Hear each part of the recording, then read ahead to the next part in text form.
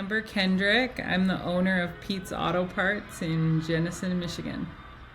Can you tell me about your life journey? Sure, absolutely. Yeah, so born in a small town in West Michigan, grew up and went away to college. I went to Alma College. I was definitely a work hard, play hard kind of a person. I kind of ran screaming from the family business for a while. I was often given like the dirtiest, worst jobs, as a lot of kids of business owners are, and so I didn't think I wanted anything to do with it. I went into condominium management. And I really fell in love with growing small business and got looped back into the family business. And then again, like I said, I was definitely work hard, play hard. And I left the family business to go run other automotive recycling facilities. Moved to Omaha, Nebraska, and ran a salvage yard there, and then moved to Loveland, Colorado, ran a salvage yard there. That's where I met my husband. And then eventually my dad said, okay, I'm ready to sell you the business. And so my husband and I moved back to Michigan. I purchased the business from my dad, and that transition did not go as well as I think either of us really envisioned. I think it was a lot harder for him to work for me than he anticipated, and it was a lot more stressful than I ever imagined, taking on the responsibilities. And then, so I bought the business in 2016, and end of 2017, we had a fire. A neighbor parked a semi-truck next to our property. The semi caught on fire, leapt over the fence onto our building, and that building caught on fire and burned it down. And that building housed half of my most important inventory, basically over half of all my engines and transmissions, which are my number one and number two selling parts. And so I had been using alcohol as a crutch many times in my life, and I'd always I'd party more and more and more, and then I'd reel it back in. I went through different phases in my life where I'd drink more and more, but again, then I'd reel it back in, and I thought that was normal. I had a lot of friends and family who drank hard, and so I thought that was just part of life, right? I can remember when I lived in Omaha making rules like, okay, now for the next several months, I'm only going to drink on Friday and Saturday nights. And then I would do okay in my life by having those rules. And I didn't really realize that normal people don't have to make, hard rules about their drinking. But when we had that fire, it was really stressful, and I started drinking every day instead of, socially or occasionally, or, instead of having rules about my drinking. I can remember times when I'd be driving home from work and I couldn't make it. I had a 35-minute drive, and I was like, I couldn't make it home. I had to stop at the liquor store on my way to get a shooter to make it home from my drive from work, and it just became really unhealthy. And I got to the point where I was really miserable inside. On the outside, obviously, I was never arrested. I never lost any relationship. I didn't lose my business, thankfully. I had great people around me, and we all worked really hard, rallied around, and we rebuilt the building, we rebuilt the business, we recovered from the fire and came back really strong from that fire. But, internally, I was really struggling. I wanted to drink less, and I didn't know how to do that. I wanted to, stop drinking, and I couldn't imagine how. I couldn't imagine my life without drinking. And I got to the point where, I can remember I was driving in my car. I like to say I hit my bottom in a BMW, because I can remember, crying in my car, thinking I'm going to end my life. I just don't know how. I didn't want my husband to know that I was going to commit suicide, and didn't want him to think that I was trying to figure out how to make it look like an accident. And that was really a big turning point for me, was realizing that I didn't want to live anymore. And for me, that was a big turnaround for me. I had a friend who is reading a book by Annie Grace called This Naked Mind, and she had decided to do 90 days without alcohol.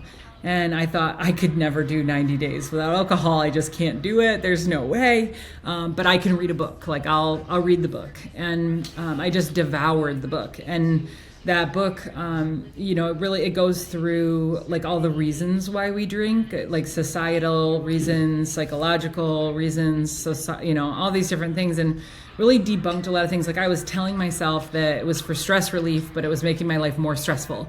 I was telling myself it was to be social, but then it was making me antisocial, and I wasn't going anywhere. I was just sitting at home alone drinking. There were all these things that like I thought alcohol was doing for me that it wasn't. It was the opposite. And so, that was huge for me. I was able to just stop drinking immediately. Like I just instantly, wow. Just at the end of the book, I just stopped drinking. I can actually remember it was a 4th of July weekend, was like the last weekend I drank in 2018. And I remember having I was never a beer drinker, but I had a beer like at a family gathering. And I remember thinking, like, I don't even want this. I don't know why I'm doing this. I just feel like peer pressure to do it, or like people will think I'm weird if I don't. And then I had a friend over who was she was a party friend. She was a drinking friend. And I had a bottle of wine out. And again, I had like a glass of wine, and she had a glass of wine. And then like there was the rest of the bottle of wine was sitting in the kitchen. And the whole time I'm thinking, I'm obsessed with wine. I'm just like, I keep thinking about how much is left and if I'm going to have more or not. And I'm wondering why she isn't drinking more. I thought we were always drinking together. And I'm still not really sure if that was like, if I always thought she was drinking more than she was because I was always drinking more, or if she was like a normal drinker and I just had a misperception of it. But that was a big, that was the turning point for me. I've been sober since July 7 of 2018. And immediately my life started to get better, right? Like as soon as I put the plug in the jug, as they say, I woke up without a hangover every day. And it was just, I started, being able to deal with life without just like running to alcohol for every problem. But I was still like kind of internally a bit of a mess. I lived a lot in the past and the future. I spent so much time ruminating in my own head. And I was really close with my grandpa. He's deceased now, but my business is called Pete's Auto Parts, and he was Pete of Pete's Auto Parts. He started the business in the 50s, and he was sober for 33 years when he died, and he went to AA pretty religiously. He went like 6 days a week, and when I moved back to Michigan, I started like a weekly lunch thing with him.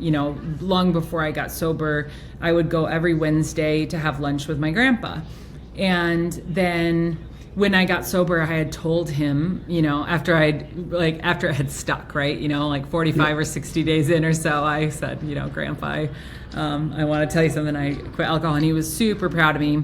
Of course, he had, at that point, he invited me to AA. He never pushed it on me, never, he's a program of attraction, they say. So he never really was like vocal about it. But at that point he said, if you ever want to go to a meeting, let me know. And I was like, nah, I'm good. I don't need that. I read a book. I'm all set. But then as the time went by, he developed dementia. He had vascular dementia, and his keys were taken away from him. He couldn't drive anymore. And so he couldn't go to nearly as many meetings as he used to. Once he couldn't drive himself, he got rides from people once or twice a week. But I knew he would really like to go to more meetings than he was going to. So I said to him, Grandpa, on Wednesdays, instead of me coming over here and eating lunch with you, I could take you to the meeting, and here I'm thinking to myself, this is a favor I'm doing for him. I'm kind of patting myself on the back. I'm such a good granddaughter. I'll take him as a favor. I'm not going for me. And I'd never been to an AA meeting. I was just kind of envisioning a bunch of old men sitting around in a church basement, chain smoking cigarettes, talking about Jesus. Definitely wasn't my scene, I didn't think. But I brought him to the meeting, and I found a really beautiful community that I love, and I still attend to this day now. So I was 12 months sober when I attended my first AA meeting, and I found I really love it, really love the community. So so that's the little bit. And so between AA and yoga, that's really where I learned how to live in the present instead of, ruminating on the past and projecting into the future. And that's just been a huge change in my happiness. I feel like sobriety, I probably couldn't have found it without the sobriety, but also like I didn't find it just with sobriety either. I had to find it through meditation and yoga and through my friends in AA who taught me that what I am so obsessed with in my head, replaying everything that happened yesterday or last month or last year, or imagining conversations that are going to happen or what could happen or what's going, none of that is real, and none of it makes any sense. None of it's, it's all just stories I'm telling myself, usually terrible stories. And what's really happening is what's really happening right now. And that's just totally transformed my life and made my life and my head a place that I want to live and a place I don't want to escape from. And I'm so grateful that, I didn't act on those suicidal ideations back when I was having those fantasies, How are you doing now? Yeah, now I'm doing really well, not that I don't have a bad day here or there, but I think that like every day is such a blessing, and there are things I have to do every day to maintain that, I feel happy, joyous, and free. And like I said, there are things I do every day. Today I get up early in the morning and I take my dogs on a walk, and that's part of my daily thing I do. And then I meditate and I write in a journal. I practice two-way prayer where I write to my higher power, what would you have me know today? And then I write back a letter to me from my higher power. And that's a really powerful practice for me. And I meet with a prayer partner once a week. We share those letters. I pray every morning, take the desire to drink and use drugs away and replace it with a willingness to do the next right thing. I read literature that inspires me. Right now I'm reading a book called Breath of God, but often I read Walt Whitman, Leaves of Grass. Sometimes I read literature from the AA program. Sometimes I just read things that inspire me. I talk to my sponsor. I talk to my sponsees. I meet with my sponsees once a week. I meet with my sponsor every other week. So those are the things that I have to do. I practice yoga at least 4 days a week, and that's so good for my mental health. The between the movement and the breath, I feel like yoga allows me to get out of my head and into my body. When I'm in a yoga class, I'm not thinking, I'm just doing, and that's really huge for me. And the more time I spend out of my head and into my body, the better that I do with my mental health. So that's really big for me. Yeah. What is it like owning a business?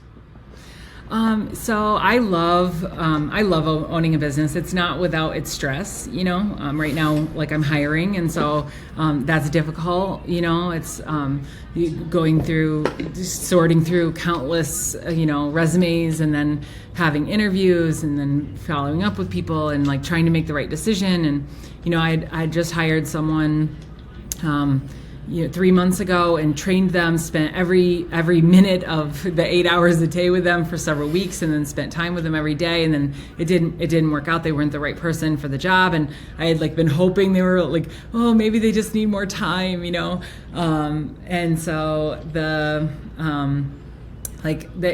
definitely pluses and minuses, but I was talking about how important yoga is to me. Thursday mornings, I practice yoga from 7 to 8 a.m. and I get to drive into work after that and get to my desk whenever I get to my desk, 8:30 or 8:45 or 9 a.m. or whatever, and that's okay. Other days I'm there earlier, and so there's a lot of flexibility for me, which is really, really wonderful. I know that there's a lot of people counting on me. There are 30 employees at Pete's, and they each have families to feed, and it's important, that we succeed. But that feels good too. There's a lot of really great parts of it. We provide health insurance for everyone. We pay for 100% of the premiums, and then the people are responsible for the deductible and copay. But things like that, make me feel really good. We expanded our maternity and paternity policy. We've added to our vacation policy. things like that. Definitely make you feel really good. Whenever we can do bonuses, that kind of thing like that feels really great. Yeah. How does it feel to help other people's mental health? I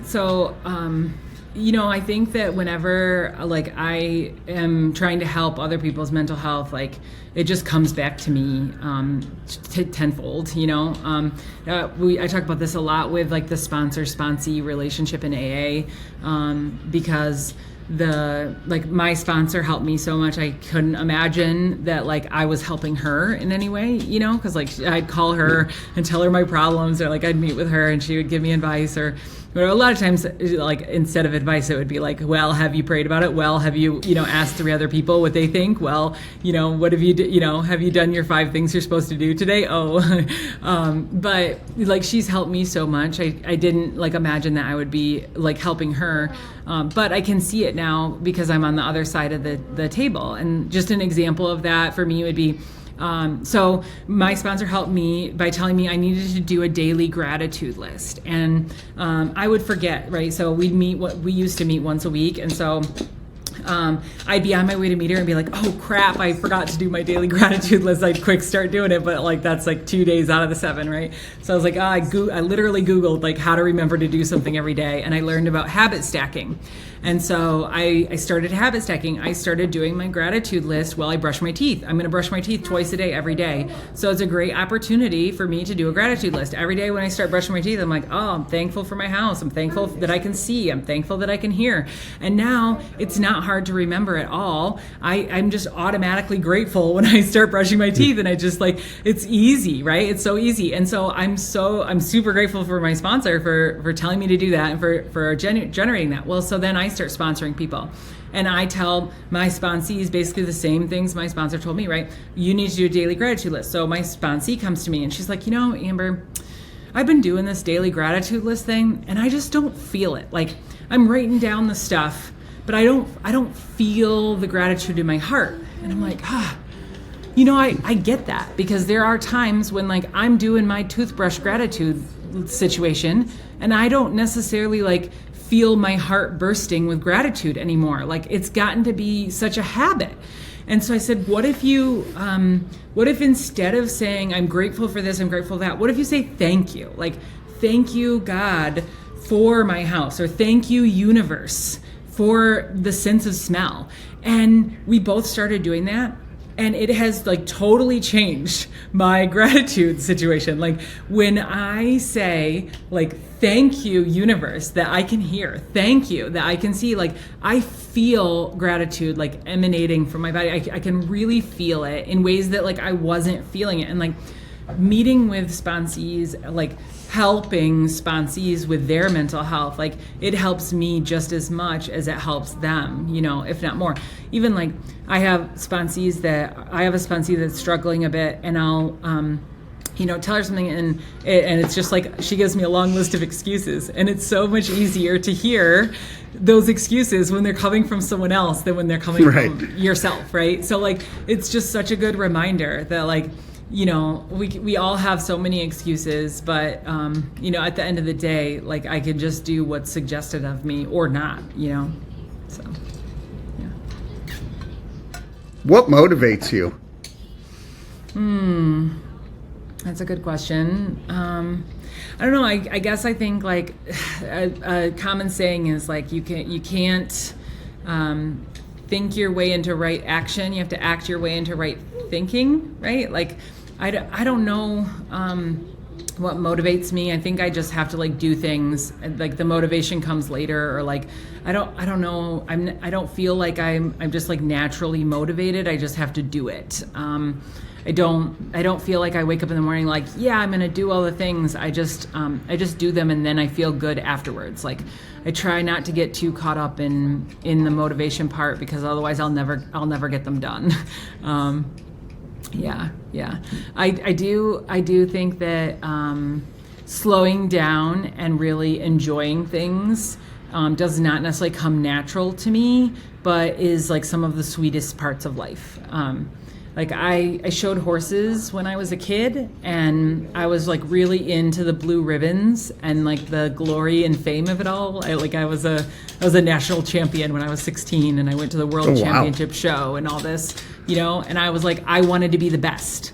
Right. There's still a lot of that in me. But what I find, I ride a horse once a week now, and she's like an 18-year-old retired reining horse. And I don't compete with her at all. I go ride her in a field, and we do a lot of walking, and we do a lot of we stop and she eats a bunch of grass, and then I have to really convince her to move on because she wants to keep eating, and I want to go lope through the pasture a bit, And I find that if I can detach from that competitive nature, and I can enjoy the birds singing, and I can enjoy the simple things in life, and I can really connect to what actually feels good, what actually smells good, what actually tastes good, not what I'm supposed to do, but what is actually good for me.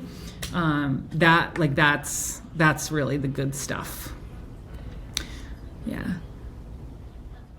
What is it like carrying your dad and grandpa's legacy? Yeah, that's a really good one. With my dad, things are really complicated. The business transition, it did not, like I alluded to, it did not go very well. And I did end up having to fire my father, which is not something that you ever want to have to do. Right. And I really thought that he would have seen it coming from a mile away. There were problems that led up to it. But then he was pretty surprised. And then that was not ideal, and then we did some family therapy, and he was basically just I don't want to do this. I just want to see each other a few times a year, Christmas and Easter or whatever, and pretend everything's okay. And I was basically I don't know why I would spend Christmas with you if we don't have a relationship. And we've pretty much been estranged ever since. I send them a Christmas card. I'll reach out and call or text happy birthday. I see my parents very occasionally at industry events. But it's awkward, I love them. I pray for my parents every morning. And I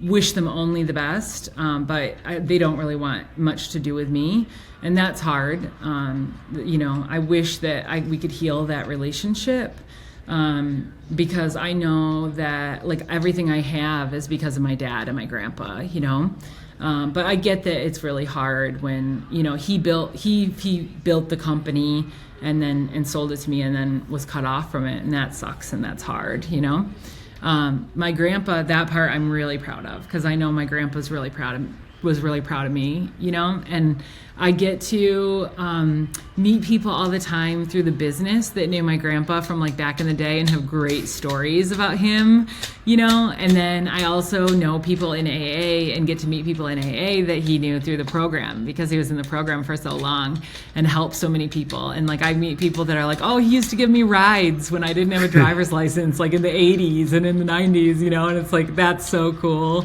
That's so neat to hear about lives he's touched, and the stories about him. He was such a kind man, and so that's really neat. It's really cool to be part of his legacy, and that's definitely a big motivator to not only to stay sober, but also to be a upstanding person and to treat people with the same sort of kindness and fairness that he showed people. Yeah. How can people reach out and learn more about you?